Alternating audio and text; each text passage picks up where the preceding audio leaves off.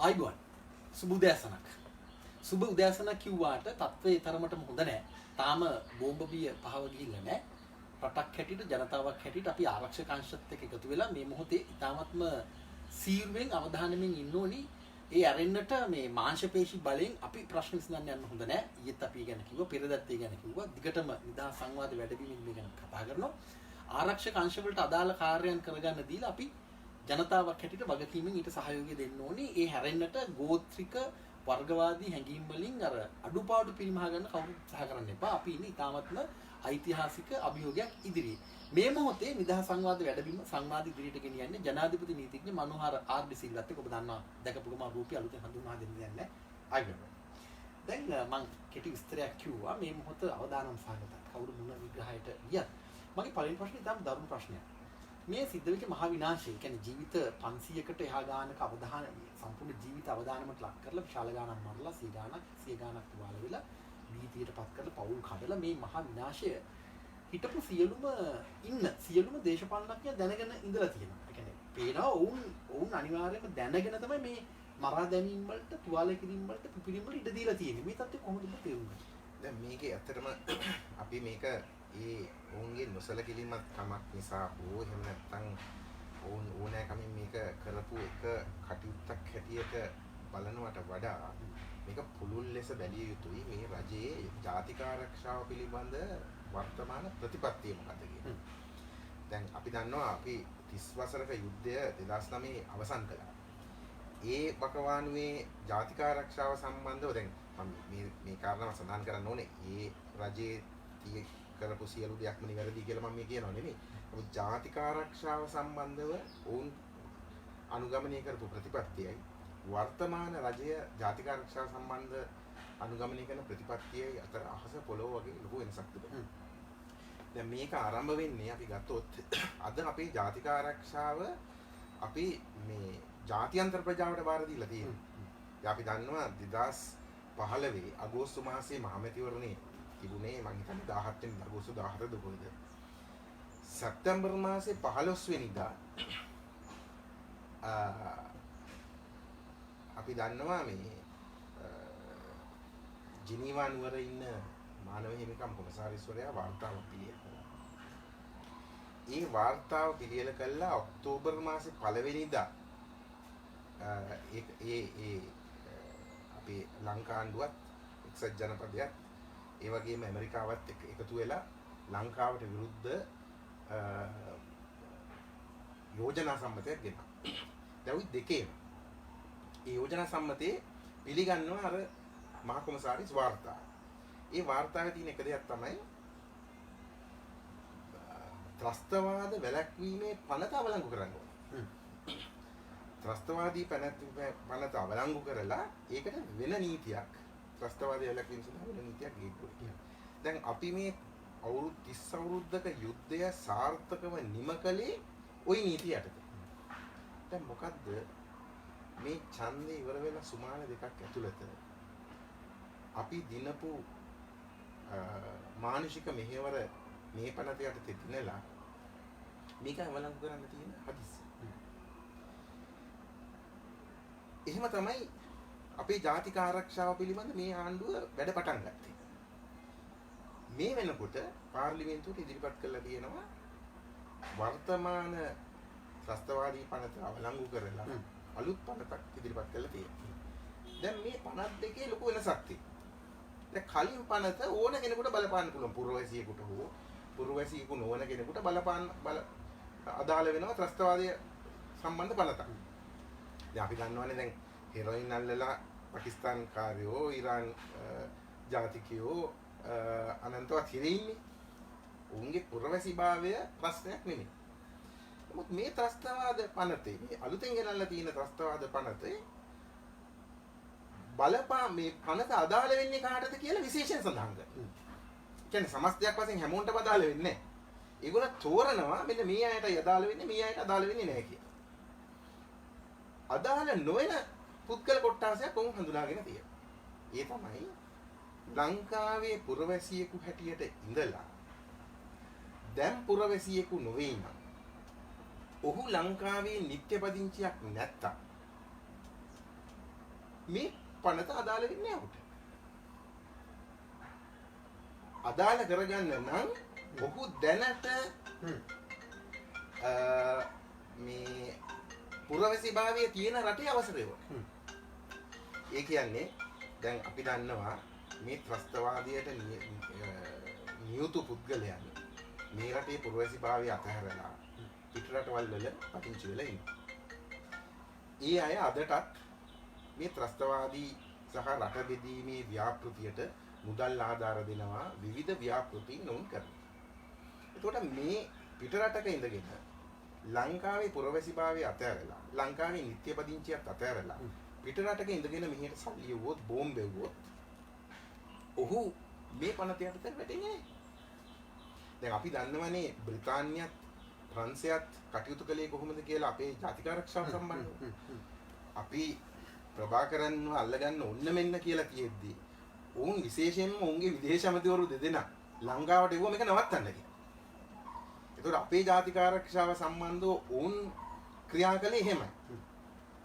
දැන් අපි වර්තමාන මේ නීතිය අහෝසි කරලා මේ අවුරුදු 30 අවසරක යුද්ධයක් ජයග්‍රහණය කරන්න උදව් වෙච්ච ත්‍රස්තවාද වැළැක්වීමේ පනත අවලංගු කරලා අපි ගේන පනතේ කියනවා කලින් පුරවැසික බව තිබිලා දැන් නැත්තම් ලංකාවේ නිත්‍ය පදිංචියකුත් නැත්තම් ඔහුගේ වර්තමාන පුරවැසි භාවයේ තියෙන රටේ අවසරයක් නැතුව අපිට ඌට විරුද්ධව කටයුතු කරන්න බෑ කියලා. දැන් අපි දන්නවනේ ඇඩෙලා බාලසිංහම් සම්බන්ධව බ්‍රිතාන්‍ය අනුගමනය ඇඩෙලා බාලසිංහම් කියන්නේ කුඩා දරුවන් ත්‍රස්තවාදී කටයුතු සඳහා පුහුණු කරපු තැනැත්තිය. කාන්තාවන්ගේ අර මරාගෙන බැන්න කාන්තාවන්ගේ අර සයිනයිඩ් කර එල්ලන තැනැත්තිය. ඒගේ පොතේ මේක සඳහන් වෙනවා.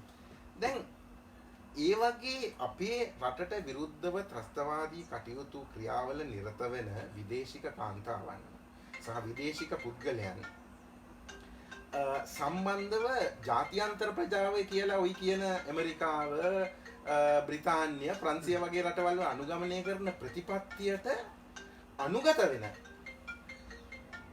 තීරණයක් තමයි මේ ත්‍රස්තවාදී පනත හරහා ඔවුන් අරගෙන තියෙන්නේ. සෑඩිලා දැනටමත් යුරෝපා රටක බොහොම සුවසේ ජීවත් වෙනවා. සුවසේ ජීවත් වෙනවා.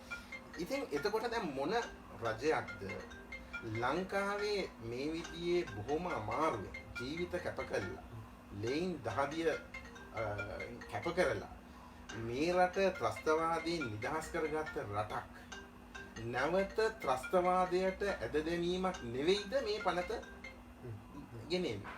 දැන් ශ්‍රේෂ්ඨාධිකරණය බලන්නේ මේක මේ ව්‍යවස්ථාවට අනුකූලද අනුකූලද කියන එක විතරයි. මේ රටට හිතකරද අහිතකරද කියලා ශ්‍රේෂ්ඨාධිකරණයට අදහසක් ප්‍රකාශ කරන්න බෑ. ව්‍යවස්ථාවට අනුව උන්ට කියන බල මේක ව්‍යවස්ථාවේ තාක්ෂණික බැලීමක් විතරයි. වර්තමාන රජයේ මෙන්න මේ ප්‍රතිපත්තිය පිළිබඳ ඔක ගැටලුවක් තිබෙනවා. මේ විතරක් නෙමෙයි. දැන් මේ අවුරුදු 3 ඇතුළත අපි දන්නවනේ විච්ච ක්‍රියාවලිය. දැන් බුද්ධ්‍යංශ නිලධාරී මේ ආණ්ඩුව පත් වෙච්ච දවසේ ඉඳන් මොකද කළේ? ඕන අතනකට ගත්තා. දැන් මේ වෙනකොට මම හිතන්නේ මාධ්‍ය වාර්තා කරන විදිහට 47 කොයිද අදටත් ඉරි.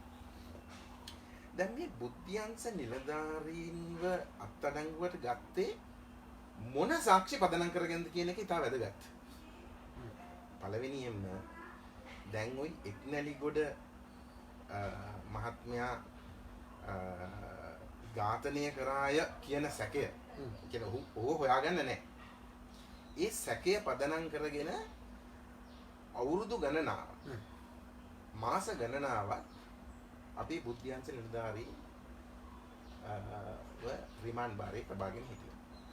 ඔවුන් බොහොම අමාරුවෙන් නීතිඥවරු අල්ලලා අධිකරණයට කරුණු ඉදිරිපත් කරලා තමන්ගේ මූලික අයිතිවාසිකම් කඩ වුණා කියලා ශ්‍රේෂ්ඨාධිකරණය පවා පිළිගත්තා. පිළි අරගෙන තමන්ගේ නඩු ඉදිරියට ගෙන යන්න අවසර දුන්නා. එහෙම අවසර දුන්නාම ඔන්න යන්තම් අප හම්බුණා ඊට පස්සේ. ඉතෙක් රජයේ අනුගමනය කරපු ප්‍රතිපත්තිය මොකක්ද? ඔවුන්ව සිරගත කිරීම.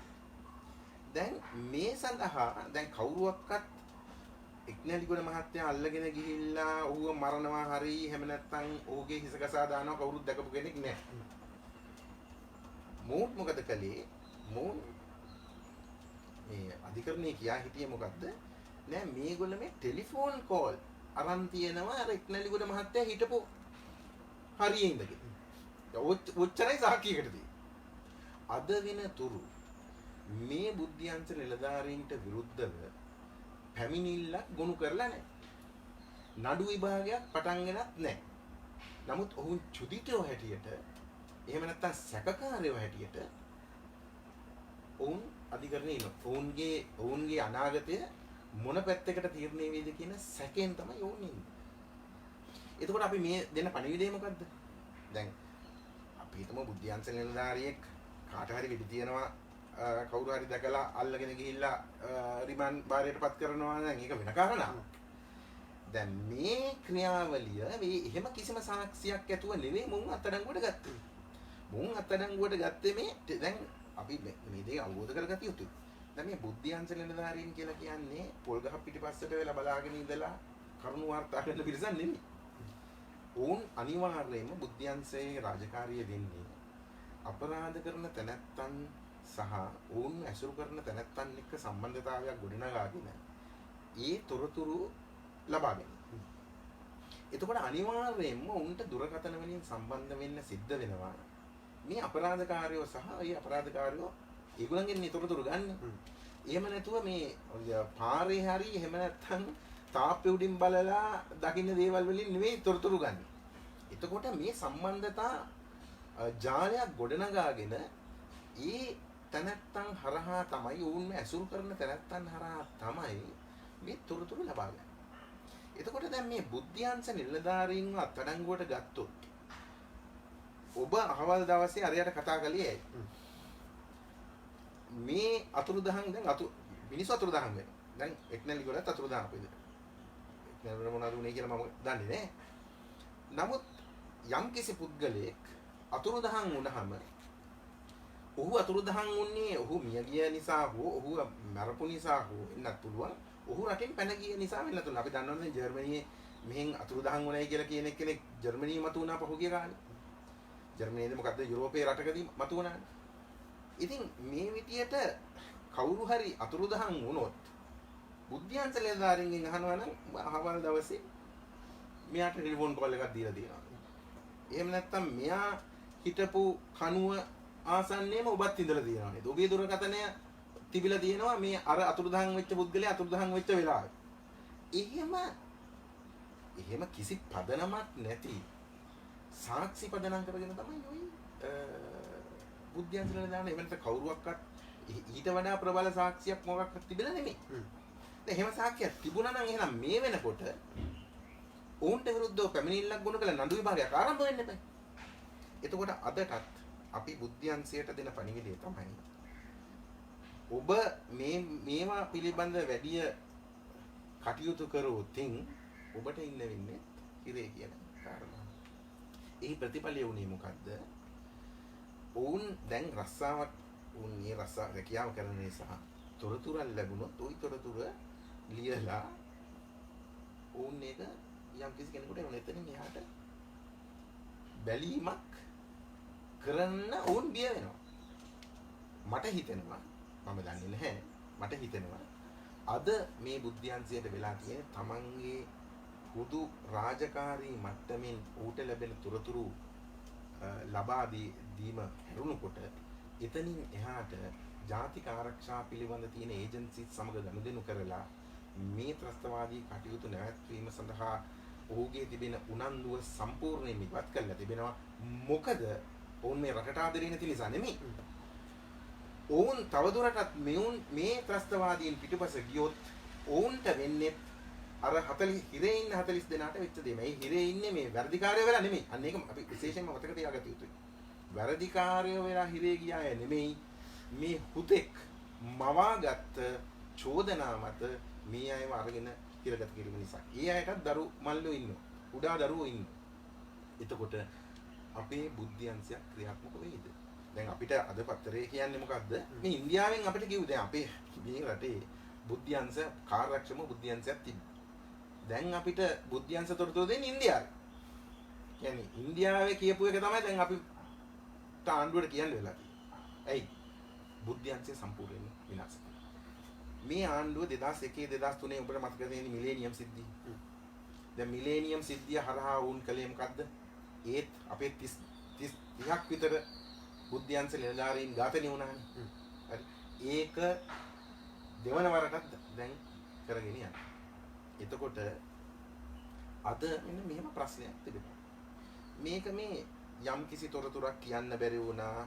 එහෙම නැත්නම් මේ තොරතුරු ලැබුණා. ඒක කිව්වේ නෑ පිළිබඳ ක්‍රියා කරේ නෑ කියන විදියට ලඝු කරන්න බෑ. මේ පිළිබඳ ජාතික ආරක්ෂාව පිළිබඳ මේ රජයේ ප්‍රතිපත්තිය මොකක්ද?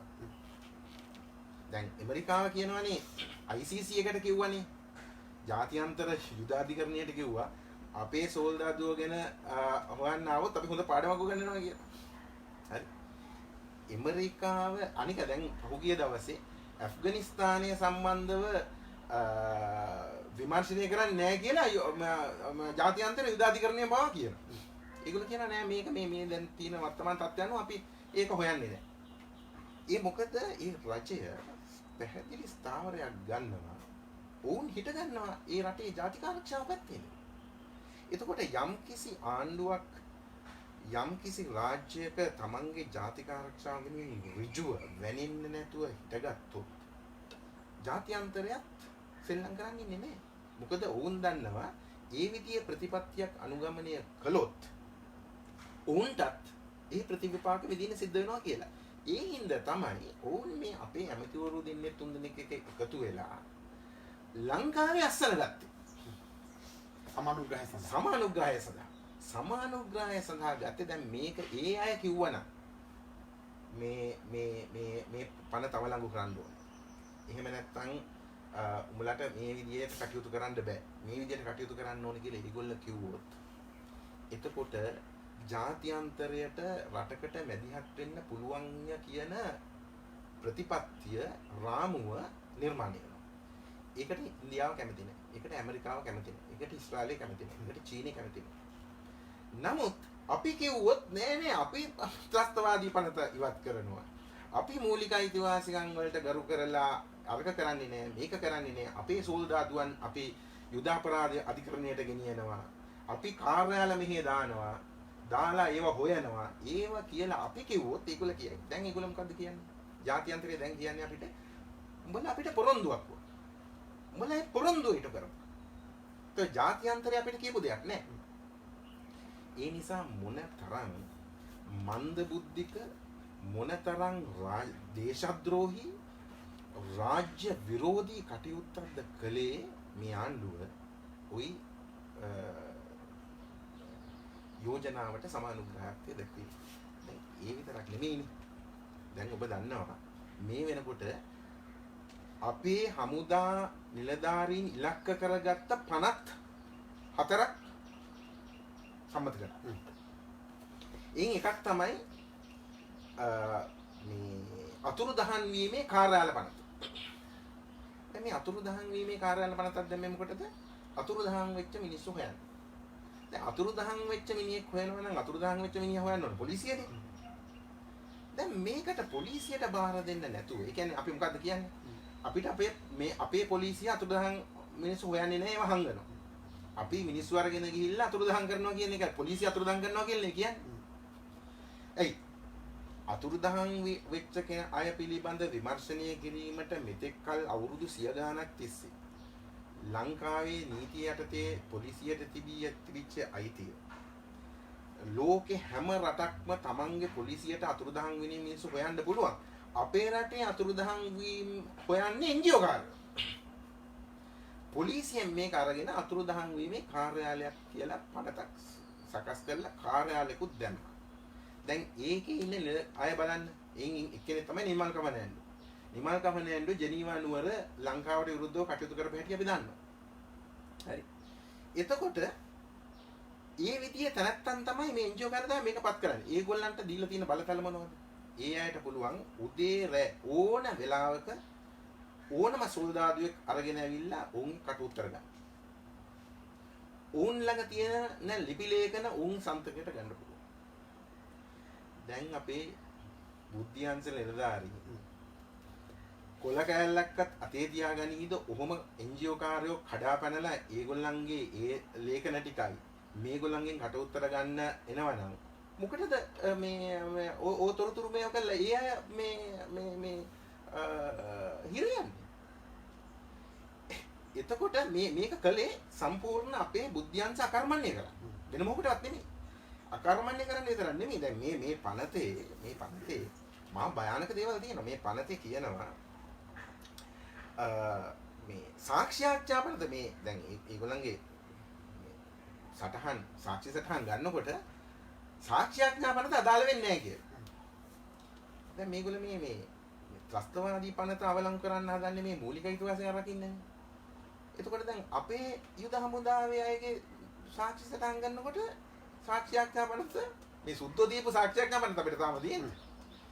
ඒක අදාළ වෙන්නේ නැහැ. දැන් සාක්ෂියාච්ඡාපනතේ මොනවද තියෙන්නේ? සාක්ෂියාඥාපනති කියනවා යම් කිසි ප්‍රකාශයක් සටහන් කරගන්නකොට පගා දීලා එහෙම නැත්නම් බලහත්කාරකම් එහෙම නැත්නම් පොරොන්දු දීලා දැන් සමහරුන්ට කියනවානේ අපි මොකද ස්විට්සර්ලන්තයට යන්න. ඔයා මේ හිටපු හමුදා නිලධාරියෙක් එහෙම නැත්නම් ගෝඨාභය රාජපක්ෂ මහත්තයාගේ නම සඳහන් කරලා මේ ප්‍රකාශය සටහන් කරගත්තොත් අපි પાස්පෝර්ට් අරන් දීලා ඔබේ දරුමල්ලොත් එක්ක පිටරටකට යවන්න කියලා කිව්වොත් ඒක මේ සාක්ෂියාඥාපනත යටතේ වළංගු සාක්ෂියක් වෙන්නේ නැහැ. පොරොන්දුවක් දුන්නොත්, මුදල් දුන්නොත්, බලහත්කාරකමක් කරොත්, තර්ජනය කළොත්. එතකොට මේ අතුරුදහන් වීම කාර්යාල පනතේ මේ විදිය වගන්තියක් ඇතුළත් කළේ ඇයි? ඒ ඇතුළත් කළේ අර සාක්ෂියාඥාපනතේ බැහැයි කියලා කියන ඒවා සියරම කරන්නනේ. නැත්තම් එහෙම වගන්තියක් දාන්න අවශ්‍ය නැහැ. ඒ විතරක් නෙමෙයි. අපේ වෙයි ජනීවා නුවර යෝජනා සම්මතයේත් ඒ වගේම ජනීවා නුවර කුමාරයාගේ වාර්තාවෙත් කියනවා මේ අපේ මේ රණවිරුවෝ පිළිබඳ විමර්ශනය කිරීම සඳහා ගෝලීය අධිකරණ බලය තිබිය යුතුයි කියලා. දැන් අද ලෝකේ ඕන රටකට පුළුවන් මේ ජාත්‍යන්තර අපරාධ සම්බන්ධව ත්‍රස්තවාදී කටයුතු සම්බන්ධව ඒ රටට පුළුවන් ඒ රටට අදාළ නැති දෙයක් සම්බන්ධව වුණත් නඩු විභාග කරලා මිනිසුන් හිරේනවා. දැන් මේ දැනගත්ත මේ ලංකාවේ දැන් අපි ওই හයිබ්‍රිඩ් එහෙම නැත්නම් දෙමුහුන් අධිකරණ පිළිබඳ ලොකු සංවාදයක් ඇති වුණානේ රටේ. දැන් ඒගොල්ලන්ට ඕන උනේ මේ සුද්ධෝ මෙහාට ගෙනල්ලා සුද්ධෝ විතරක් නෙමෙයි විනිශ්චයකාරවරු විතරක් නෙමෙයි. දැන් මේ ඇමතිවරු කොතරම් වංචනිකද කිව්වොත් ඕන් රූපවාහිනී ඉදිරියට ඇවිල්ලා කිව්වා නෑ එහෙම දෙමුහුන් අධිකරණ අපි පොරොන්දු වෙලා නෑ කියලා මට පෙන්වන්න පුළුවන් මේ කාලේ නැති නිසා මට ඔබ බැලුවොත් ඔයි මේ වාර්තාව මේ ජෙනීවා නුවර මේ කුමාරයාගේ වාර්තාව බැලුවත් යෝජනා සම්මතය බැලුවත් දෙමුහුන් අධිකරණ වල විනිශ්චයකාරවරු විතර නෙමෙයි මේ අභිචෝදකයන්. ඒ කියන්නේ චෝදනා කරන නීතිඥවරු. ඒ විතරක් නෙමෙයි මේ රණවිරුවව වෙනුවෙන් පෙනී ඉන්න නීතිඥවරු පිටරටින් ගේන්න පුළුවන්. ඒ කියන්නේ මේක සම්පූර්ණ මේ මහ විකෘතියක්. විනිශ්චයකාරවරු පිටරට අභිචෝදකයන්ොත් පිටරට දැන් මේ අපේ රණවිරුවෙක් අපි දුප්පත් මේ මම කියන්නේ මේජර් ජෙනරල් කෙනෙක් ගැන නෙමෙයි මම කතා කරන්නේ. මොඩේ රණවිරුවෙකුට නීතිඥ මහත්තයෙක් කී දෙනෙක් ඉන්නවද නීතිඥ මහතුරු වල්ලන්න බැරුව ඉන්න. આવොත් අරගොල්ල මේ විත්තිය නීතිඥවරයෙකුත් දෙනවා පිටරට එක්කෙනෙක්. ඒකට කොහොම නඩු විභාගයක් තියෙයි. අර ඉරාකේ ජනාධිපතිව එල්ලුම්ගස්සව වගේ නඩු මේ කරන්න ඔන්න ලංකාවේ විශාල මේකට අපේ ස්වාමීන් වහන්සේලා ප්‍රධාන විරෝධයක් ආවා. දැන් මේගොල්ලෝ දැනගත්තා මේ වැඩේ හරියන්නේ නැහැ. ඒ හින්දා අපිට ඕනේ සාක්ෂි ටික ගොනු කරගන්න. සාක්ෂි ටික ගොනු කරාට පස්සේ මේගොල්ලන්ගේ අස්සන ගත්තට පස්සේ අයි රෑ ගිහිල්ලා මේ හමුදාකාරී කරගෙන ඇවිල්ලා එයාගේ අස්සන ගත්තොත් අන්න ඒක සාක්ෂියක්. සාක්ෂියක් නම් මට අදාළ වෙන්නේ නැහැ. දැන් වෙන රටවල් වල ඒක සාක්ෂියක් විදිහට පාවිච්චි කරන්න පුළුවන්. දැන් පනතේ කියනවා මේක පාවිච්චි කරන්නේ නැහැ කියලා අපරාධ නඩු විභාග සම්බන්ධව. ඒ ලංකාවේනේ අපිට කන්ට්‍රෝල් එකක් නැහැනේ. අපේ පනත අදාළ වෙන්නේ නැහැනේ පිටරටට. සාක්ෂිය ගොනු කරාට පස්සේ ඒගොල්ලෝ බාර ගන්න ඒවා නොගන්න ඒවා පිළිබඳ අපිට කිසිම පාලනයක් නැහැ. එතකොට එකක් ඔවුන්ට විරුද්ධව යම්කිසි තීන්දුව ගන්න පුළුවන් විතරක් නෙමෙයි. ජාත්‍යන්තරව විවිධ ආර්ථික සම්පාදක පනවලා අපේ ආණ්ඩුව පාලනය කරන්න පුළුවන් මේ ජාත්‍යන්තර ප්‍රජාවට. ජාත්‍යන්තර ප්‍රජාව කියන්නේ ජාත්‍යන්තර ප්‍රජාව නෙවෙයිනේ. ජාත්‍යන්තර ප්‍රජාව කියන්නේ ඇමරිකාවයි, ওই එංගලන්තයයි මේ ශ්‍රී ලංකාවේ දෙමළ ඩයස්පෝරා විසින් පාලනය කරනු ලබන රටවල් කිහිපයක්. ජාත්‍යන්තර කියන එක වැරදි. ජාත්‍යන්තර කියන්නේ එහෙම එකක් නෑ. ඉතින් මේ රටවල් දෙක තුනක් එකට එකතු වෙලා ඔවුන් ලංකාව පත් කරනවා ලංකාවේ නායකයෝ සහ ලංකාවේ රජය පාලනය කරන්න පුළුවන් වාතාවරණය. අන්නේ වාතාවරණය තමයි ওই පනත් හරහා අද ගෙනාවේ. දැන් මට මේ අපේ කතානායක කරු ජයසූරිය මහත්තයා සම්බන්ධ තියෙන්නේ මට ලොකු ගෞරවයක් තිබිච්ච මහත්තයෙක්. නමුත් ඔහු මේ පනත් කිසිම විවාදයකින් තොරව සම්මත කර ගැනීමට ඉඩ දුන්නනේ. හරි. ඔහුගේ ක්‍රියාකලාපය ඔහු කලින් අපි කවුරුත් යම්කිසි ගෞරවයක් තිබිච්ච තලස්තෑනි පුද්ගලයෙක් වුණාට ඔහුගේ වර්තමාන ක්‍රියාකලාපය ඉතාමත්ම අවාසනාවන්තයි. ඒ ඔහු ජනාධිපතිවරණයට ඉදිරිපත් වෙන්න බලාපොරොත්තු වෙන අවශ්‍ය කොන්ත්‍රාත්තුවක් ඉටු කරනවා කියන එක පේනවා. ඔහු ගැන කියනවා. ඔව් එහෙම සිතුවිලි ඔහුට තිබුණා වෙන්නත් පුළුවන්. එහෙම නැත්නම් ওই රනිල් වික්‍රමසිංහ මහත්මයාගේ මේ දේශද්‍රෝහී ජාතික ආරක්ෂාව විනාශ කෙරෙන සහ මංගල සමරවීරගේ විනාශ කරන ප්‍රතිපත්ති ඉදිරියට ගෙන යන්න තමයි දැන් හැමෝම දැන් මේක රණ්ඩු වෙනවා මේ වගේ පනතක් මේ සාක්ෂියක් කරන පනත බලපවත්වන්නේ නැති වෙන විදිහේ රණවිරුවන්ව දංගෙඩියට යවන මේ විදිහේ පනතක් පිළිබඳ විරෝධය මේ වෙනකොට මෙයා ඒ විරෝධය ඇස්සේ කියන සම්මතයි කිය. දැන් ලෝකෙ කිසිම රටක නොවන ප්‍රජාතන්ත්‍ර විරෝධී විකෘතියක් පාර්ලිමේන්තුවේ තියෙන ප්‍රජාතන්ත්‍ර විරෝධී. එතනින් නැවතුනේ නැහැ නේ මේගොල්ලෝ. දැන් මේගොල්ලෝ ආපු ගමන් කරපු තව දෙයක් තමයි 19 වන ආණ්ඩුක්‍රම ව්‍යවස්ථාව කියලා තව මහා වංචනික ලියවිල්ලක්. ඕකට අපේ විපක්ෂෙත් වැරදිකාරය. ගෙනා. දැන් අපිට දැන් මේ විදිය රාජ්‍ය විරෝධ දැන් මේක කරන්නේ මොන හේතුවක් නිසාද? එහෙම නැත්නම් උන් ඇත්තටම මේ රටේ පාලකයා හිතනවා නම් අපි මේ මිනිස්සුන්ව මේ ජාත්‍යන්තර අධිකරණයට යවන්න ඕනේ. එහෙම නැත්නම් මේ බුද්ධ්‍යංශ නිලධාරීන් හිරේ දාන්න ඕනේ කියලා ඇත්තටම අවංකව හිතාගෙන ඉඳලා කරන දෙයක්ද? එහෙම නැත්නම් උන්ට වෙන මොනවා හරි මුල්‍යමය හරි වෙනත් ලාභ ප්‍රයෝජනයක් උන්ට ලැබිලා තියෙනවද කියන එක පිළිබඳව මම හිතන්නේ ජාතියක් හැටියට අපි හොයන්න ඕනේ. මම කියන්නේ මට එහෙම සාක්කියක් නැහැ. නමුත් මේ වගේ දේශද්‍රෝහී දේවල් කරන්න මොකක් හරි හේතුවක් තියෙන්නේ නැහැ. එතකොට ඇයි මේ වගේ දෙයක් මේ ආණ්ඩුව කරන්නේ කියන එක පිළිබඳ ලොකු ප්‍රශ්නයක් තිබෙනවා. එතකොට මේ 19 වන ආණ්ඩුක්‍රම ව්‍යවස්ථා සංශෝධනයේ යටතේ මේ පාර්ලිමේන්තුව ඉසුරන්න බෑ කියවනේ අවුරුදු 4මාරක් යනකම්. ඒ කියන්නේ 4මාරක රට විකුණලා මේ රටට පිට රට ත්‍රස්තවාදීන්ට මේ මුදල් එවලත් අපේ ත්‍රස්තවාදී පනතත් නැති කරලා ඒ කරන්න පුළුවන් හානි සියලු දෙයක්ම කළත් ජනාධිපතිවරයාට බෑ පාර්ලිමේන්තුව ඉසුරලා අලුත් ආණ්ඩුවක් පිටවන්න. දැන් ඒකනේ 19 වන ආණ්ඩුක්‍රම ව්‍යවස්ථාව ගෙනාවේ. දැන් ඕකට අපේ ස්වාමීන් වහන්සේලා හරි දෙනමක් විශේෂයෙන් තුන්නමක් විශේෂයෙන්ම පෙරමුණ අරගෙන ක්‍රියා කළා. ඕන් ජාතියෙන් සමාව ගත යුතුයි නේද? දැන් ශ්‍රේෂ්ඨාධි මම ඒ ශ්‍රේෂ්ඨාධිකරණයේ තීරණය හා එකඟ වෙන්නේ නැහැ. ඒ කියන්නේ ශ්‍රේෂ්ඨාධිකරණයේ කිව්වේ මේ 4මාරක් යනකම් මේව කරන්න බෑ කියලා මම ඉන්නේ වෙන මතයක. නමුත් ඉතින් අපේ අධිකරණ පද්ධතිය තුල අධිකරණය විසින් තීන්දුවක් දුන්නාම අපි ඒක බාර ගන්න. ඒක මම විරුද්ධ මතයක හිටියන මම හරි කියලා කියන්නේ නැහැ. නමුත් ඒකේ ප්‍රතිඵලය මොකද්ද? මේ 19 වන ආණ්ඩුක්‍රම ව්‍යවස්ථා සංශෝධනය ගෙනාවේ කවුද? ওই වෙනස කළේ කවුද? මේ ආණ්ඩුවනේ.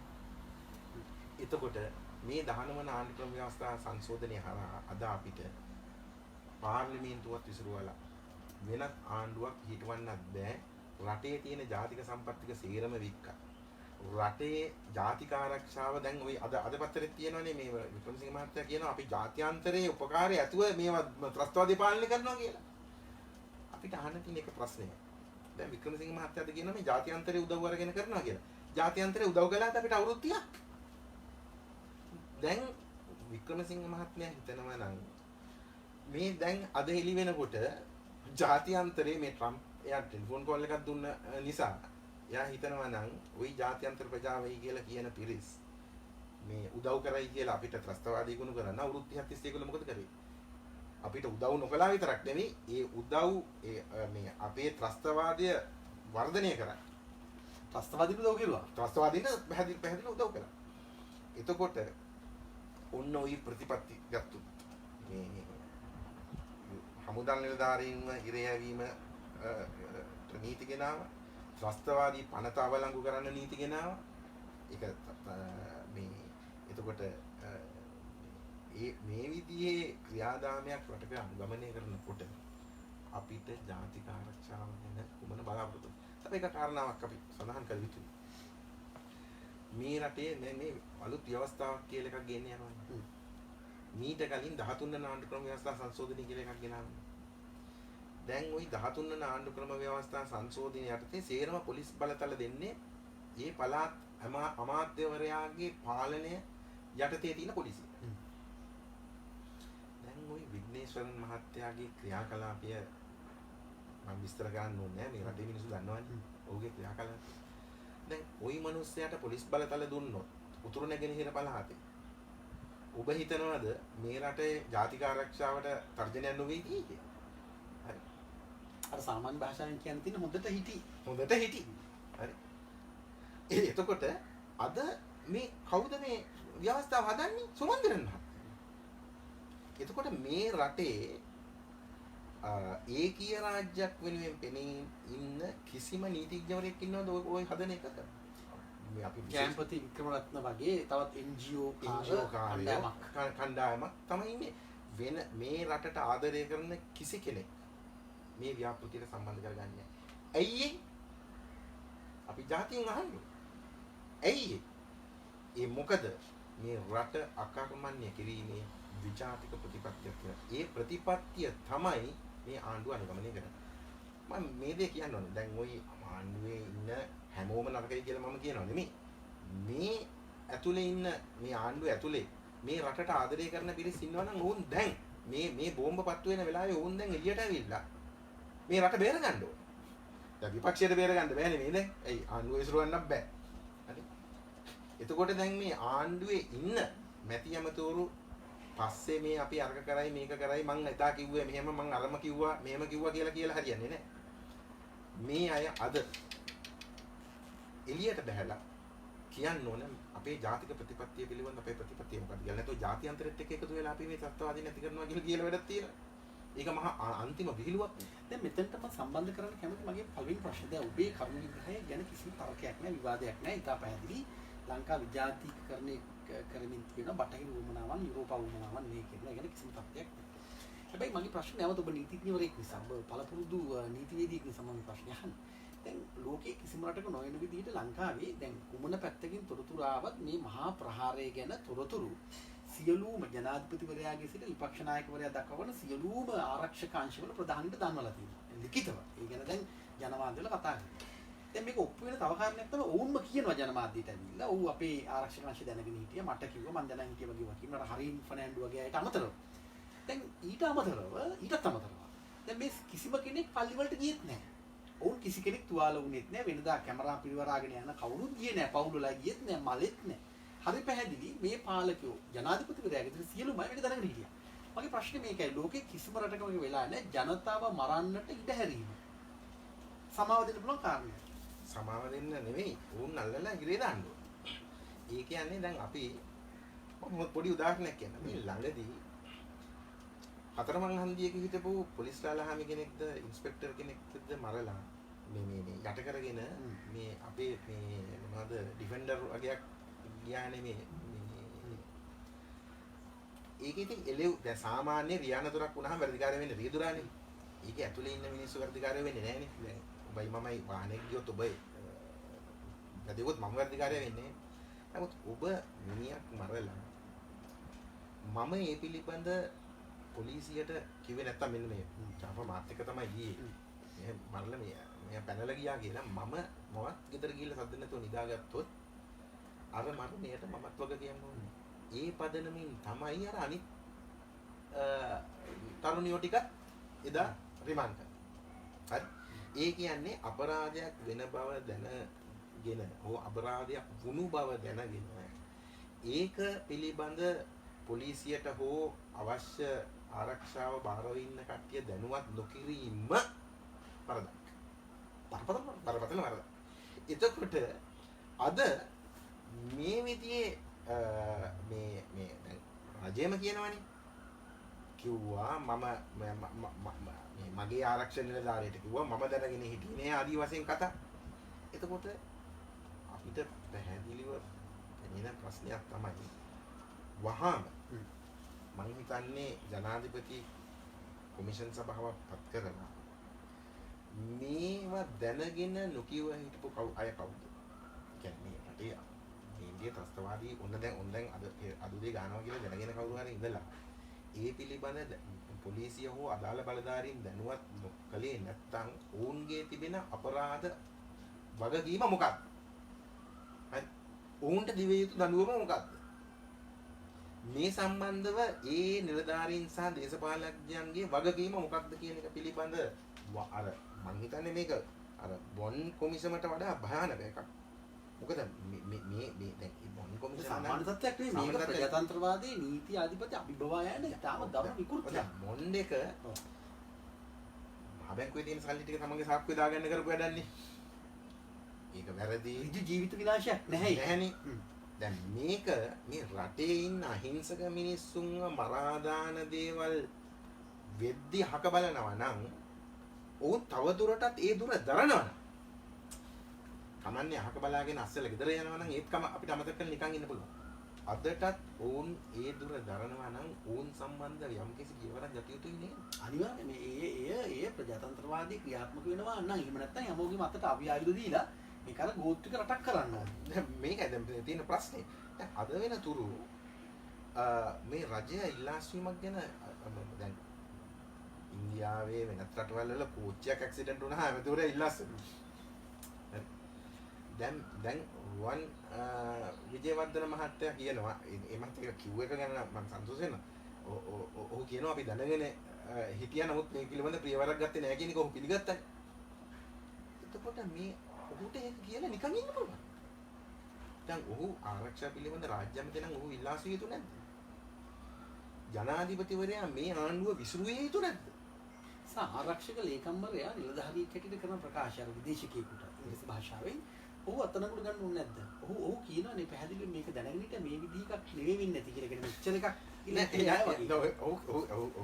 කියන්නේ මෙහෙමයි. දැන් මේකට hina වෙන්න දඬන්නද කියලා හිතාගන්න බැරි කාරණාවක්. දැන් ඔහු කියනවා මම හිතුවේ නෑ මේ මට්ටමින් පුපුරයි කියලා.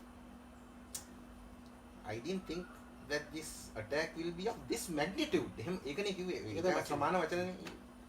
ඒ කියන්නේ මේ ඒ කියන්නේ පිපිරීම මීට වඩා යායට මේ තැන් වල යම් තැන් වල මිනිස්සු නෙමෙයි. ඒ කියන්නේ ඒගොල්ලන්ගේ මොකද්ද මානසිකත්වය? ওই තැන් වල බෝම්බ දෙකක් පිපුරුවොත් අර ඩිෆෙන්ඩර් වලින් යන දේශපාලන පන්තියට බලපෑමක් ඉන්නේ නැහනේ. ওই දැන් ඊය සමාජ මාධ්‍ය වල තිබුණා මේ සන්ත මරියා මේ පල්ලිය ළඟත් මේක කරන්න හිටියේ කියලා. ඒකෝර මේ පල්ලි වල මේ යන්නේ මේ අපි වගේ සාමාන්‍ය මේ මිනිස්සුනේ පල්ලි පන්සල් වලට යන්නේ. ඒකෝර ඒ වයි තැන් වල එකක් දෙකක් පිපුරුවට කමක් නැහැ. මේ මම හිතුවේ මේ පොඩි එතකොට දැන් ඔහු මම හිතුවේ ටිකක් 10ක් 15ක් මැරෙයි කියලා. මැරෙයි කියලානේ. ඔව් කියන්නේ 10ක් 15ක් හිතුවේ නෑ වගේ. 10ක් 15ක් මැරුණාට කමක් නෑ. වගේ තමයි කියන්නේ. ඒ කියන්නේ මෙහෙමයි. දැන් මේ රටේ ප්‍රභූ පිරිස මැරෙන තරම් මේ දැන් ප්‍රභූ පිරිස මැරුණෙත් නෑ. මොකද ප්‍රභූ පිරිස දැනන් හිටව නිසා. මේ ගාන ගැන කියන්නේ. මේ ගාන කියන්නේ. එතකොට මේ රටේ එක ජීවිතයක් හරි ආරක්ෂා කරන්න කැප වෙන්නේ නැති මේ ආරක්ෂක ලේකම් කරකින් ඇති වැඩේ මොකක්ද? ඔහු අපරාධ කරන්නේ. ඔබ පිළිගන්නවා නේද ආණ්ඩුව විපක්ෂය ඇතුළු සියලුම පාර්ලිමේන්තු නියෝජනය කරන සියලු මැති ඇමතුරු මිට වග කියන්න ඕනේ නේද? සියලු ආරක්ෂක අංශ වලට දැනුවත් කරලා තියෙනවා. පැහැදිලිද? දැන් මේ දේ කියන්න ඕනේ. ඔය ආරක්ෂක අංශ ඉන්නේ රජයේ පාලනය යටතේ. ඒකට විපක්ෂයේ දේශපාලඥයාට අපිට වරදක් කියන්න බෑ. මොකද ඔහුගේ විනය පාලකයා නෙමෙයි. ඔහු මේ ආරක්ෂක ලේකම් යටතේ තමයි ඔය සියලුම මේ ආරක්ෂක කොටස් ඉන්නේ. එතකොට මේකේ පැහැදිලිවම රාජ්‍ය ආරක්ෂක ඇමතිවරයා, රාජ්‍ය ආරක්ෂක රාජ්‍ය ඇමතිවරයා, රාජ්‍ය ආරක්ෂක ලේකම්, පොලිස්පතිගෙන් පහළට මේ අය කටයුතු නොකළේ ඇයි? දැන් විපක්ෂයේ අය පවා ඔවුන් ඒකනේ පල්ලිවලට යන්නේ නැත්තේ. ඔවුන් ගැලවෙනවනේ. ඔවුන් හිතනවා අනතුරක් තියෙනවා. ඒ කියන්නේ ඔවුන් දැනුවත් කරලානේ. ඔවුන් දැනුවත් කරලා. ඊළඟ ප්‍රශ්නේ දැන් ඔබ විපක්ෂයේ කවුරු හරි දැන් උදාහරණ විපක්ෂ නායක මේ හිටපු ජනාධිපති මහින්ද රාජපක්ෂ දැන් ඔහුගේ ආරක්ෂක ඒකකෙක දැනගෙන හිටියා. ඔවුන් ඒක කිව්වේ නැත්තම් හිටපු ජනාධිපතිවරයාට විපක්ෂ නායකවරයාට. එහෙමනම් දැන් මේ වෙනකොට ඔවුන් අත්අඩංගුවට අරගෙන ප්‍රශ්නයක් තියෙනවා ලොකු. දැන් මේක දැන් ඔක්කොටම පුළුවන් මේ වචන වලින් මේ ඒක තමයි දැන් විපක්ෂ නායකවරයාගේ ආරක්ෂක නිලධාරී විපක්ෂ නායකවරයාට කිව්වේ නැත්නම් ඒ ආරක්ෂක නිලධාරී මහා මතනකොට නිවෙද්දී නීති ක්‍රියාත්මක වෙන්නේ. ඉතින් විපක්ෂ નાයකයාට කියන්නේ කොහොමද? අගමැතිවරයාගේ ආරක්ෂක නිලධාරීන් කිව්වෙත් නෑනේ. ඒ සියලුම ඒක මම එහෙම මේ සියලුම දේශපාලන නායකයන් පාර්ලිමේන්තු නියෝජනය කරන අයට මේ වගකීමෙන් ගැලවෙන්න බෑ නේද? වගකීමෙන් ගැලවෙන්න බෑ. නමුත් අපි මේ දේ මතක තියාගන්න ඕනේ. ඇයි මේගොල්ලෝ කිව්වේ නැත්තේ? දැන් මේ කිව්වේ නැත්නම් කිව්වේ නැත්තම් නෑ ඒගොල්ලෝ කියනවානේ කිව්වේ දැන් මනෝ ගණේෂන් මහත්තයා කියනවා මම දැනගෙන හිටියා. එයා දැනගෙනත් ඉඳලා. හරින් ප්‍රනාන්දු මහත්තයා කියනවා එයා දැනගෙන හිටියා. දැන් යාගේ ඔහුගේ පියා ඔහුට කිව්වා කියලානේ කියන්නේ පුතේ පල්ලියන්න එපා කියලා. එතකොට පියාට කවුද කිව්වේ? මාධ්‍ය වාර්තා මම දන්නේ හරියටම කිව්වේ කවුද? මාධ්‍ය වාර්තා කරලා තිබුණා බුද්ධ්‍යංශ නිලධාරියෙක් තමයි කිව්වේ කියලා. එතකොට දැන් මේ බුද්ධ්‍යංශ නිලධාරියෙක් මෙයාගේ මේ ලෙඩ ඇඳේ හිටපු නවලෝකේ හිටපු තාත්තට ගිහින් කියන්නේ ඒ මනසක හිතවත්කමට ගිහින් කියන්නේ නැති. මොකක් හරි ලොකු හේතුවක් තියෙනවනේ සාමාන්‍ය එකක් වෙන්න බෑ. වෙන්න බෑනේ. දැන් මම දන්නවා නම් ඔයාගේ ගේ ගාව බෝම්බයක් පුපුරනවා කියලා මට අපි හිතමු ලොකු බලපෑමක් තියෙනවා නම් ඒක නවත්තන්න බෑ කියලා මම තාම ටෙලිෆෝන් කෝල් කරනවා එළියට බහින්න එපා නෝ ඔයාගේ ගේ ගාව කියලා අඩු ගන්න මම ඔයාට කියනවා. එතකොට මේ බුද්ධ්‍යංශ නිලධාරියා ගිහිල්ලා අර ලෙඩ ඇඳේ ඉන්න හරින් ප්‍රනාන්දු මහත්තයාගේ තාත්තට ওই ඩිංග කියන්න සහ වෙන කෙනෙකුට නොකියන්න මොකක් හරි හේතුවක් තියෙන්න බෑ. දැන් ඒ ওই කතාව ගිහලා අගරද්ද ගුරුට කිව්වනම් ওই උත්සව නවත්තයි. නවත්තයි. දැන් අගරද්ද ගුරු කිව්ව තරමසිය මාට්ටු වෙනවනේ. එතකොට දැනගන්නවා මෙයා තමයි මේක දැන් අගරද්ද ගුරුට කියලා අර හැමෝටම කියලා දැන් මේක නවත්තන්නේ. එතකොට මේ නිලධාරියාට යම්කිසි බයක් තිබුණා. මේක ප්‍රසිද්ධියේ ප්‍රකාශය කරන්න. ඒ මොකද්ද තිබිච්ච බාධාව? අපි මේ නිලධාරියගෙන් අහන්න ඕනේ. ඒ වගේම ওই නානාවිධ ආරක්ෂක නිලධාරීන් දේශපාලනඥයන් යටතේ රනිල් වික්‍රමසිංහ මහත්මයාම කියනවා ලියුම ඇවිල්ලා තිබුණා මගේ ආරක්ෂක නිලධාරියාට. නමුත් ඔහු මට කිව්වේ නෑ කියලා. දැන් එතකොටත් ඔහුගෙන් අහන්න ඕනේ ඇයි කිව්වේ නැත්තේ කියලා. හරි අපි කියන විලාසයන් විශ්වාස කරන්න අමාරුයි. මම විශ්වාස කරන්නේ මම විශ්වාස කරන්නේ අපි ඒක කල්පයකට උකිල ගන්න පුළුවන් වුණා. තර්කයකට අපි ගමු. මම විශ්වාස කරන්නේ නැහැ. නමුත් එහෙමනම් මොකක් හරි විශාල බලපෑමක් තියෙනවනේ. ඒකයි මම කිව්වේ ජනාධිපති කොමිෂන් සභාව පත් කරලා මේක විමර්ශනය කරන්න ඕනේ. මොකද මේ විදියට අකර්මණ්‍ය වෙලා හිටපු අය අකර්මණ්‍ය වුණේ ඇයි? මොකද මේ අකර්මණ්‍ය වීම රාජ්‍ය ප්‍රතිපත්තියක් හැටියට බුද්ධ්‍යංශ අකර්මණ්‍ය කිරීම රාජ්‍ය ප්‍රතිපත්තියක් හැටියට තිබුණානේ. ඒතකොට එහෙම ආණ්ඩුවක් යටතේ මේ වගේ දේවල් පිළිබඳ මම හිතන්නේ පළවෙනියෙන්ම මේ රජයට තවදුරටත් මේ රට පාලනය කිරීමේ කිසිම මේ සුජාතභාවයක් නැහැ. ඒ කියන්නේ මේ තව දැන් අපි 300කට අධික ජීවිත ප්‍රමාණය විනාශ කරනවා. ලෝකයේ සිදුවෙච්ච එක දවසක සිදුවෙච්ච විශාලම විපත මේ අවුරුදු 30ක් යුද්ධ කරලා අවසන් කරපු රට. එහෙමත් වෙලා අපිට මේ ආණ්ඩුව වෙනස් කරගන්න බෑ. ඒක දැන් මේගොල්ලන්ට ඉතුරු 4මාර පහු වෙනකන් ඒ කියන්නේ එන අවුරුද්දේ මැදක් හරියට වෙනකන් එහෙනම් ওই පුළුවන් විදියකට කරගෙන ඵලයල්ලයි කියලා කියන්න වෙන තත්වයකටද මේ අපේ රටේ නීති පද්ධතිය සකස් වෙන්නේ. ඒ කියන්නේ අපි කියනවනේ අපේ ආණ්ඩු ක්‍රම ව්‍යවස්ථාවේ යටතේ මේ වගේ හදිසි අවස්ථාවක් උද්ගත වී ඇති අවස්ථාවක වුණත් අපිට මහමැතිවරණය තියලා මේක පාලනය කරන්න පුළුවන් කෙනෙකුට මම කියන්නේ හවල් පුද්ගලයෙක් කියලා. කෙනෙකුට අපිට වෙනස් කරගන්න බැරි තරම් අපේ රටේ නීති පද්ධතිය අපි විසින්ම අකර්මණ්‍ය කරලා තියෙනවා නම් මොකද්ද මේ රටට සිද්ධ වෙලා තියෙන්නේ?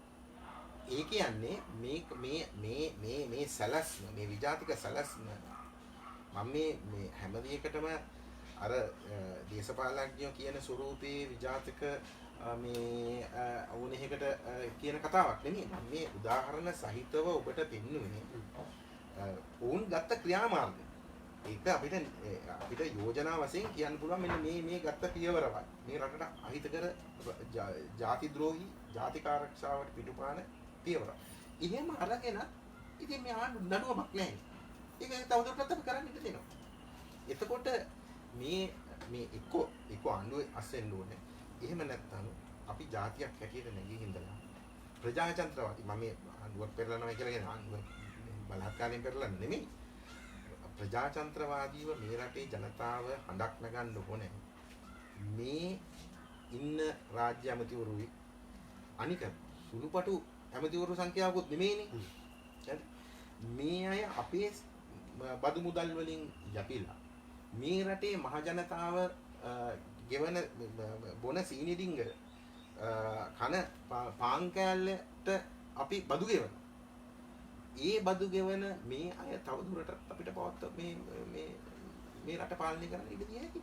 මේ බරපතල ප්‍රශ්නත් එක්ක දැන් මම ඊළඟ විනාඩි කිහිපේ ඉතාමත්ම තීරණාත්මක සාධකයේ වෙත ඔබ අරගෙන කැමති. දැන් මේ වෙනු ලංකාවේ මේ මුස්ලිම් අන්තවාදය, ඉස්ලාම් අන්තවාදය ඉතාම ප්‍රබල විදිහට ක්‍රියාත්මකයි. මේ ගැන දිගු කාලයක් විවිධ අය කතා කරමින් හිටියා, පොත් ලියලා තියෙනවා, ලිපි ලේඛන ලිව්වා, වැඩසටහන් කෙරුවා. විවිධ චෝදනා තිබුණා වුණත් ඥානසාර හාමුදුරුවෝ මේ ගැන ඉතා නිවැරදිව මේ සිදුවීම් මාලාව ගැන කියලා තියෙනවා. වෙනත් දේශපාලන විජන් තිබුණත් එතකොට ඥානසාර හාමුදුරුවෝ දැන් ඉරගෙදර.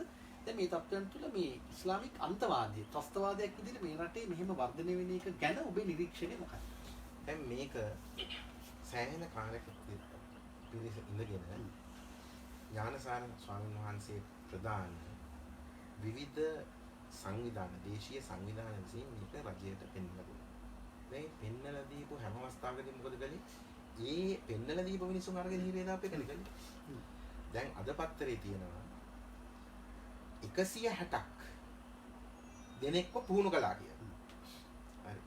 ඒ කියන්නේ මේ මූලධර්මවාදී මේ අපි සඳහන් කළ යුතුයි මේ අපිත් එක්ක එකට ජීවත් වෙන මේ සහෝදර මුස්ලිම් භක්තිකයන්ට කරන චෝදනාවක් නෙමෙයි. අපි එසේ නොකළ යුතුයි. නමුත් මේ මූලධර්මවාදී සංවිධානාත්මක ඉස්ලාම් මූලධර්මවාදී සංවිධාන දිනවා 160ක් පුහුණු කරලා ජනවාරි මාසේ මං හිතන්නේ 14ද කොහෙද අක්කර 75ක පුත්තලමේ තියෙන ඉඩමක මේ අය පුහුණු කරලා තියෙන බවටත් ඒ අවියායුධ හොයාගත්තා. දැන් මේ 14 වෙනි අද පත්‍රයේ අද සිරස්තලයේ මොකද කියන්නේ? අද සිරස්තලයේ කියන්නේ ඒ පිළිබඳ ඔවුන් 164 අත්අඩංගුවට ගත්තේ නැත්තේ ආණ්ඩුවෙන් උපදෙස් ලැබුණ නැති නිසා කියලා. දැන් තාම මගේ ගේ ඉස්සරහා කවුරු හරි මිනිහක් මැරුවොත් මට අල්ලගන්න ශක්තිය තියෙනවා නම් මම මේ මිනිහව අල්ලලා බාර දෙනවනේ පොලිසියට. මං ජනාධිපතිට ෆෝන් කරලා අහන්නේ නැහැ මෙන්න මේ මිනිහෙක් ඉන්නවා දැන් මේ මිනිහා මේ මිනිහ මරපු මිනිහ මම මේක අත්අඩංගුවට ගන්නද ඕනෙම පුරවැසියෙකුට පුළුවන් අත්අඩංගුවට ගන්න. අපරාධයක් කරා. ඉතින් මේ රටේ මිනිහ මරන්න ජෙලික් නයිට් ගෙනල්ලා ඒවා තැන්පත් කරලා අවියායුධ පුහුණු කරන යම්කිසි පොලිස් නිලධාරියෙක් හෝ පොලිස් අංශයක් කියනවා නම් අපිට ඉහළින් නියෝග ලැබුණේ නැති නිසායි මේ ජනවාරි නම් දැන් අපි මේ ඉන්නේ අප්‍රේල් අග. හරි. වෙනකන් අත්අඩංගුවට ගත්තේ නැත්තම් ඒ කියන්නේ මේක මේ ත්‍රස්තවාදයක්. ඒ කියන්නේ ත්‍රස්තවාදී ආණ්ඩුව තුළට රිංගලා. ඉතින් කවුරු හරි කියනවා නම් මේ ඉහළින් නියෝග ආවේ නැති නිසායි කියලා මේක කරේ. දැන් මෙතන තියෙන විශාල ප්‍රශ්නයක්. මේ ආණ්ඩුව බෞද්ධ විරෝධී ප්‍රතිපත්තියක් අනුගමනය කළානේ. දැන් ওই ඥානසාර හාමුදුරුවන්ට උච්චර දැන් ඥානසාර හාමුදුරුවෝ පැත්තකින් තියෙනවා. අලියෙකුට කන්න දුන්නයි කියලා අපේ ධම්මාලෝක හාමුදුරුවෝට අපි මේ නීතිපති දෙපාර්තමේන්තුවේ තියෙන මේ වැඩගන්දරාවස්සේ චෝදනාව මොකද්ද? පන්සලේ අලියෙක් තියාගත්තා. හාමුදුරුවෝ රිමාන්ඩ් කළා. රිමාන්ඩ් කළා හාමුදුරුවෝ අප ඉල්ලන්නේ නැතුව හාමුදුරුවෝ එනම රිමාන්ඩ් එකේ ඉන්නම් කියලා හිතුවාම ආණ්ඩුවටම තේරිලා ආණ්ඩුවේ මේ ඇමතිවරයෙක් ඇවිල්ලා හාමුදුරුවෝ නීතිඥ යාගේ සල්ලි වලින් නීතිඥයෙක් අල්ලලා ඔන්න හාමුදුරුවෝම මේ අපගත්තා. ඊට පස්සේ නීතිපති දෙපාර්තමේන්තුව මෙච්චර මේ ත්‍රස්තවාදී කටයුතු වෙනවා. මොකද කරන්නේ? අධිචෝදනයක් ඉදිරිපත් කළා. හාමුදුරුවෝ නිදොස් කොට නිදහස් වුණා. කිතා වැදගත්. මොකද ඒ හාමුදුරුවෝ මේ පන්සලේ විහාරාධිපති නෙමෙයි. දැන් අපේ ගෙදර බෝම්බයක් තිබ්බොත් මගේ බිරිඳ වරගෙන යන්න හේතුවක් නැහැ නේ. මම මෙතන ඉන්නවනේ. මගේ දරුවෝ අරගෙන යන්නේ නැහැ නේ. අපි අපේ නීතිය යටතේ ගෘහයක ගෘහමූලිකයෙක් ඉන්නේ. ඒකට ඒ ගෘහය ඇතුලේ මොකක් හරි අපරාධයක් වුණොත් ඉස්සෙල්ලම අනිත් අයත් සම්බන්ධ කියලා හොයලා බලන්න පුළුවන්. ඉස්සෙල්ලම අතනගොඩ ගන්නේ කවුද? ගෘහමූලිකය. පන්සලක මොකක් හරි වැඩක් සිදු වුණොත් අපි තුමු කීට මදුරුව හිටියා කියලා, ඩෙංගු මදුරුව හිටියා කියලා කාට චෝදනා කරන්න කාටද වගකීම තියෙන්නේ? විහාරාධිපති හාමුදුරුවෝ. එතකොට ওই හාමුදුරුවෝ විහාරාධිපතිත් නෙමෙයි. දැන් මොකද ඒ හාමුදුරුවෝ යම්කිසි දේශපාලඥ පක්ෂයකට උදව් කරනවා හරෝ ඔහු පක්ෂිකයෙක් කියන හේතුව නිසා කියලා මට හිතෙනවා. මේ පන්සලේ ඉන්න විහාරාධිපති ස්වාමීන් වහන්සේ පන්සලේ ඇතුලේ ඉන්න ස්වාමීන් වහන්සේ කෙනෙක් අල්ලලා ගිහිල්ලා නීතිපති සේරම වැඩනවත්තලා අධිචෝදනයක් කළා අන්තිමට නඩු වෙනව පරාද. හාමුදුරුවෝ නඩු වෙනව දින්න. දැන් ඔයි මොකද්ද ඔයි කරන්නේ? ඔයි මේ ආණ්ඩුවට ඕනුණා මේ රටේ බෞද්ධ ජනතාවට පණිවිඩයක් දෙන්න. උඹලා වැඩිය නටන්න එපා. මේ රට පාලනය කරන්නේ අද කවුද? සුමන්දිරන්. මේ රටේ TN එක. මේ රටේ ওই මූලධර්මවාදී ඉස්ලාම් සංවිධාන. ඒ අය තමයි මේ රට දැන් අල්ලන්නේ. රාජ්‍ය නොවන ආයතන. බෞද්ධයෙක් මොකක් හරි කිව්වොත් ඔහු මේ ජාතිවාදීව වපුරනවයි කියලා එහෙම නැත්තම් කියලා ඔහුට කරන්න පුළුවන් සියලුම අපහාස කරලා උන් හිරේ දාන යුද හමුදා නිලධාරියෙක් රටේ යහපත පිණිස යම්කිසි ක්‍රියාමාර්ගයක් ගත්තොත් ඔහු අත්අඩංගුවට අරගෙන හිරේ දාන. ඔන්න ওই විදිහේ ඒකයි මම මේ කිව්වේ මේක මේ සුළු වලින් තකන්න එපා. මේක මම මේ යම්කිසි දේශම මම කියන්නේ මේ එක්සත් ජාතික පක්ෂයට චෝදනාවක් කරනවා නෙමෙයි. මේවයි ඇතුළට රිංගගෙන ඉන්නවා මේ විජාතික බලවේග විසින් පාලනය කරන මිනිස්සු. ඕක හැම දේශපාලන පක්ෂවලම ඉන්න පුළුවන්. අවාසනාවකට දැන් මේ ආණ්ඩුවේ ප්‍රධාන බලය අල්ලගෙන ඉන්න පාලන තන්ත්‍රය අන්නේ විජාතික ග්‍රහණයට හසු වෙනවා. එතකොට ওই මේ මූලධර්මවාදී ඉස්ලාම් භක්තිකයන් පිළිබඳව ඔයගේ ප්‍රශ්න ඇහුවේ. ඒකට විරුද්ධව කතා කරපු හැම කෙනෙක්ම දැන් අපි දන්නවනේ දැන් ওই මාවනැල්ල සිද්ධිය සම්බන්ධ වුණා නුවර සිද්ධිය සම්බන්ධ වුණත් පසු කාලෙකදී අපි හොයාගත්තා ඕක මේ වෙන කෙනෙක් හදපු එකක් කියලා. අපි දැන් දන්නවනේ ඒකේ කතාව. ඒ කියන්නේ මේ මිනිස්සු මේ කරපු දේවල් නෙවෙයි නිකම් ගිහිල්ලා වටා පිටේ ඉන්න මේ බෞද්ධ ජනතාව අතනමුට අරගෙන මේ එක්තරා මෙහෙයුමක්. ඉතින් අන්න ඒ මේ බෞද්ධ දැන් විදියෝනේ අපි ඔය ආණ්ඩුවේ බලන්න ව්‍යවස්ථා යෝජනාව සම්බන්ධව වුණත් ඕන් අනුගමනය කරපු ක්‍රියාමාර්ගය දැන් ලාල් විජයනායක මහත්තයාගේ වාර්තාවේ මොකද්ද තියෙන්නේ? ජාතික කොඩිය වෙනස් කරන්න ඕනේ. බුද්ධ ආගමට හිමිතන නැති කරන්න ඕනේ කියලා. හරි? බුද්ධ ශාසනය ආරක්ෂා කරන්න තියෙන වගන්ති මේ ඒකීය රාජ්‍ය තියෙන එක නැති කරන්න. දැන් මේවා මේ ඒක තියෙන තරමක් තියෙන දේශද්‍රෝහී මේ යෝජනා. රටේ බලය බෙදීමට පත් කරන්න කවුද? ටෙලෝ නායකයා තමයි බලය බෙදීමේ කමිටුවේ පත් කරන්නේ. එතකොට මේක මේ අපි නිකන් නැවීමත් මේ රටට වෙලා තියෙන විජාතික උවදුර. මේ විජාතික උවදුර කියන්නේ මේ විජාතික උවදුර අද ජාතික බවට පත් වෙලා තියෙනවා. මොකද මේ රට පාලනය කරන දේශපාලකයන්ව අල්ලගෙන හරි මේ රට විනාශ කිරීමේ මහා ඉතාමත්ම භයානක ව්‍යාපෘතියකට තමයි අද නිරත වෙලා තියෙන්නේ. ඒ නිසා මම හිතනවා මේ රටට ආදරය කරන මේ ආණ්ඩුවේ ඉන්න മന്ത്രിවරුන්ගෙනුත් මම ඉල්ලීමක් කරනවා. මම කියන්නේ ඒකයි මම ඉන්නේ කියන්නේ මම පොදුවේ මේ දේශපාලන පක්ෂ වශයෙන් නෙමෙයි මම මේ චෝදනාව කරන්නේ. මේ දේශපාලන පක්ෂවල විජාතික බලපෑම් තියෙන විජාතිකයන් විසින් පාලනය කරන ලබන ත්‍රස්තවාදී හඳුනා ගන්න ඕනේ. අනිත් මිනිස්සු සද්ද නැතුව හිටියොත් අපිට ඒ අයවත් ඒ ගුණට දාන්න වෙනවා. ඒ නිසා මේ රටේ බලයේ ඉන්න දේශපාලන පක්ෂවල දැන් පොඩ්ඩක් ආපස්සට හැරිලා කල්පනා කරලා බලන්න ඕන අපිට මේ පක්ෂ මේ වගේ දේශද්‍රෝහීන්ට පාලනය කරන්න ඉඩ දෙනවද? එහෙම නැත්නම් මේ පක්ෂ යම්කිසි ක්‍රියාමාර්ගයක් ගත යුතුද මේ දේශද්‍රෝහීන් තමන්ගේ පක්ෂයෙන් ඉවත් කරගන්න? ඒක මේ එක්සත් ජාතික පක්ෂයට විතරක් කියන එක නෙවෙයි. අනිත් තියෙනවා එක එක පක්ෂ ඔයි ගිහිල්ලා සම්මන්ත්‍රණ අර එහෙම තියෙන මේ රට බෙදන ඊළම් හදන උදවියත් එක්ක හවුල් වෙලා කටයුතු කරන උදවිය. ඊයටත් අපි මේ පණිවිඩය කියන්නේ. ඒ පක්ෂවල සමාජිකයෝ පවා කල්පනා කරන්න ඕන අපි අතරේ ඉන්නවද මේ විදිය ත්‍රස්තවාදී අරමුණු තියෙන ත්‍රස්තවාදීන්ට උදව් කරන නායකයෝ අපේ පක්ෂ ඇතුළේ. ඒක අබද්ධ විපක්ෂයේ ඉන්න අය වුණත් බැලුවට කමක් නැහැ. තමන්ගේ වටපිටා ඉන්න ඒක ඇතුලේ ඉන්නවද කියලා.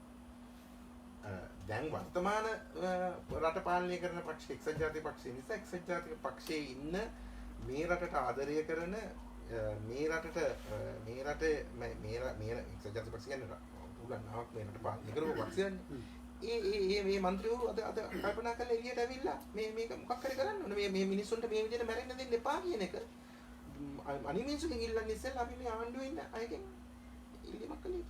Finally, can you please brief in English what we discussed, the most important part of the discussion for the people who can't understand Sinhala? Yeah. It will be very important. Yes. Now, we should look at this from a very broad perspective. This analysis is not against our brothers and sisters who are Muslim, Christians or any other religion.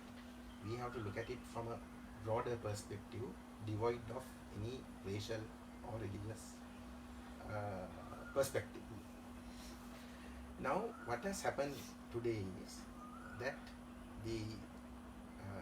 this government is adopting a policy which is in line with Western thinking, who are against our national security. Now, you will recall in the general election was held in August 2015. Just after the election, within few weeks, our government brought a resolution against Sri Lanka together with the United States of America and the United Kingdom. And in that proposal, one proposal is that the Prevention of Terrorism Act should be repealed. Prior to that, they adopted, appreciating the efforts of the Human Rights High Commissioner, adopted the findings of a report prepared by him, which put our soldiers on the dock, made frivolous, baseless allegations against our soldiers who saved this country. They appreciated that and adopted that resolution. Now, what do you find in this new counter-terrorism law that has been brought before Parliament? They say that certain people are excluded from the operation of the counter-terrorism law. The present Prevention of Terrorism Act will apply to anybody. The law that they have brought specifically says that it will not apply to a former citizen who is not having permanent residence from this act being applied to such a person unless the government of the country which he is a citizen consents. So which means, can we expect the British government, who supports the Tamil diaspora, who have been supporting terrorism, not everybody but quite a number of them in that community, can you expect that they will authorize us to prosecute their citizens? That will never happen. So why did we go to the international community, go before the Geneva Human Rights Council and say that we are agreeable to revoke a anti-terrorism law which saved our country from terrorism?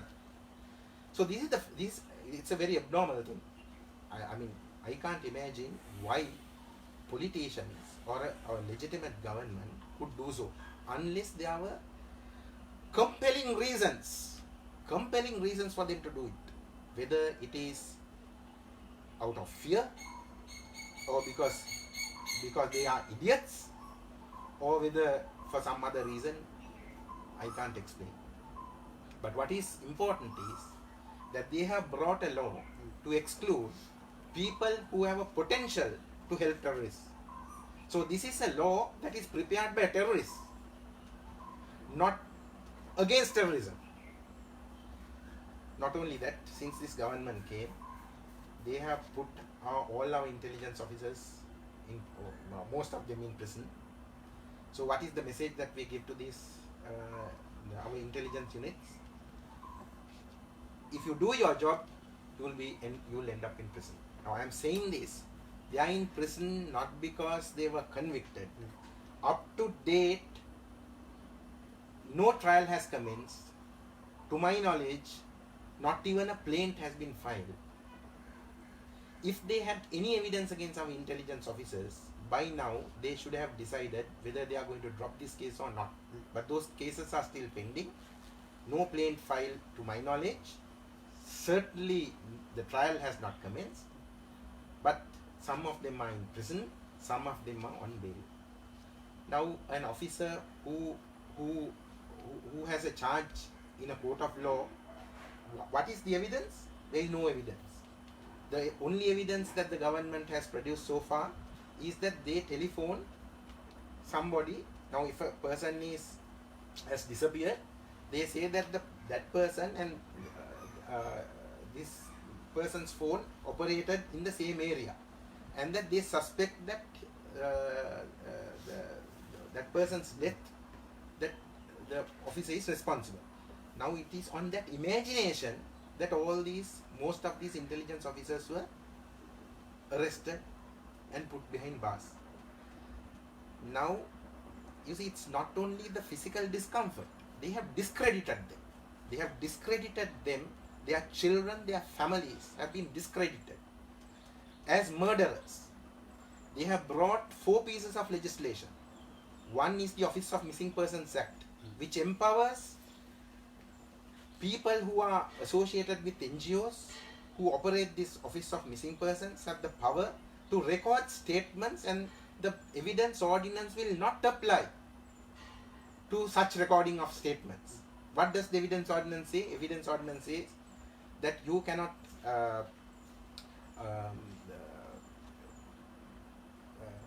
by giving money or by use of force or by allurement get statements.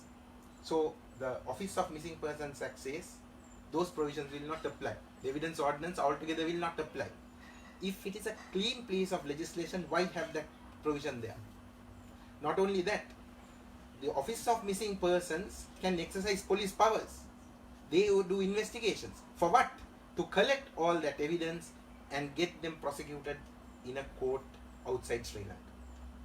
That is because our government, through the Geneva Resolution, gave a promise to the international community and agreed to have a hybrid court, not only with foreign judges, with foreign prosecutors, and bad enough, foreign defense counsel.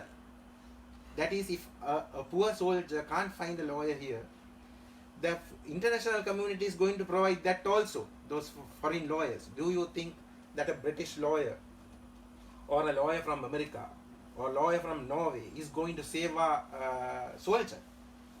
That is the type of dirty work that this government did from the time that they came into power. There was a policy of the state to imprison our intelligence officers, imprison our soldiers, discourage them, and destroy our national security. That is a crime. It's a crime against humanity. That is the crime against humanity.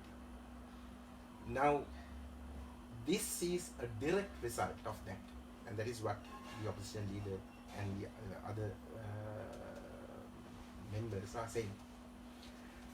We need to have a presidential commission of inquiry to look into this question as to why the government brought a resolution against Sri Lanka in Geneva, why the government agreed to repeal the existing Prevention of Terrorism Act, why the government of Sri Lanka brought this bill which exclude non-citizens from being prosecuted who were former citizens, why is the government imprisoning people who are associated with criticizing this extreme Muslim or whatever religious faiths and who are furthering violence, those are matters that the immediate attention of the people of this country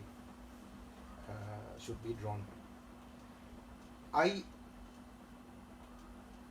It is important to address the members of Parliament of the United National Party. There are a whole heap of members of Parliament who love this country as you and I. But there are people who are against the interests of this country, who have taken control of this party. It is their duty to see and clean this party. It is the duty of all other political parties, not only that political parties. If there are people who are supporting terrorism and who are driving this country to anarchy, driving this country to disaster, those members of Parliament and the members of those respective political parties must come out and raise their voice. People must ask why these intelligence reports were ignored. Why, when 4th of April India warned, it was not communicated to the people of this country.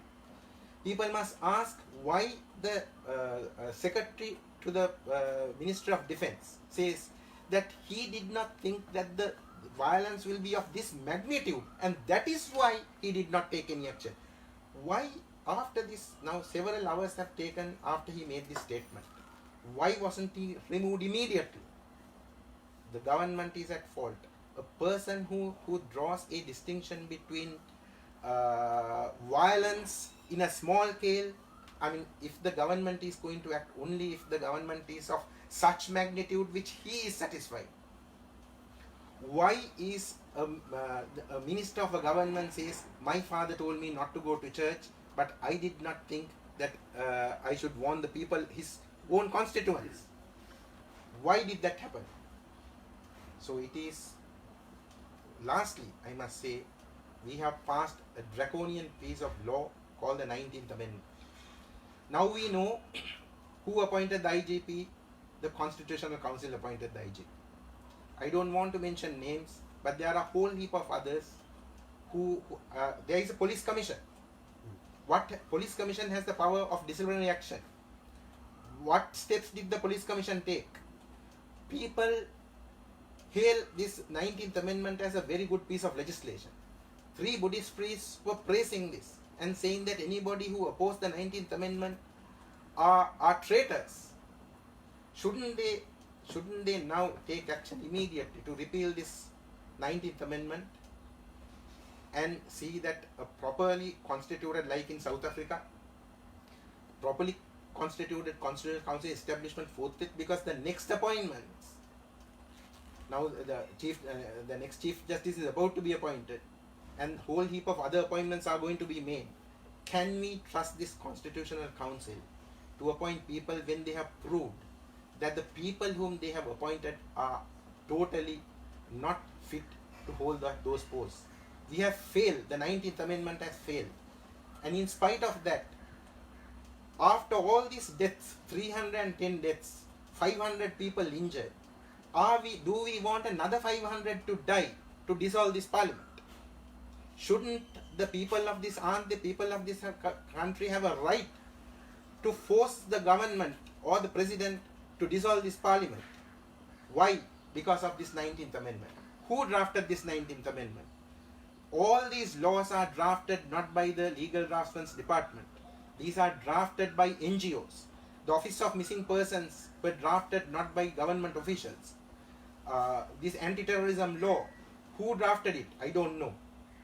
Because I can't imagine a provision like that which I mentioned to you earlier would have gone into it unless some terrorist was also among them.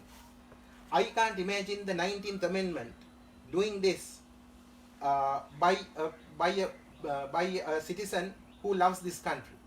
So there is something much more complicated than this. If you take the entire big picture, it's not about Muslims, it's not about Christians, it's not about Buddhists, but this is these foreign terrorist elements have got hold of governments, got hold of decision-making people, and keeping people at ransom and destroying this country. Should we allow that? As you very clearly state, this situation is very complicated, critical, and as a nation we have to get ready. අපි නැවතත් නිදහස් සංවාද වැඩබිමේදී මේ විදිහටම ඔබත් එක්ක ඉස්සරහට යන බලාපොරොත්තු වෙනවා. කාර්යබහුල දැසනක බොමුණ ගැහුණා. තත්ත්වය ටිකක් බරපතල බව ඔබට තේරෙනවා. අපි උත්සාහ කරමු මේ තත්ත්වය මෙවැනි රටට ආදරය කරන පුද්ගලයන් සමග පක්ෂ අභිබවාගෙන ගිහිල්ලා රටක් හැටියට කොහොමද සංවිධානය වෙලා ඉස්සරහට යන්නේ කියලා අපි බලාපොරොත්තු තියමු. ඔබ කිසිදු ආකාරයකට තමන්ගේ අතට බලය අරගෙන නීති අරගෙන ක්‍රියාත්මක වෙන්න හදන්න එපා. ආරක්ෂක අංශවල උපරිම සහයෝගය දෙන්න. විමසිල්ලෙන් ඉන්න රටක් හැටියට ඉස්සරහට යන විදිහ ගැන කල්පනා කරලා බලන්න. ඔබට ස්තුතියි. ඔබට ජය. Stuti.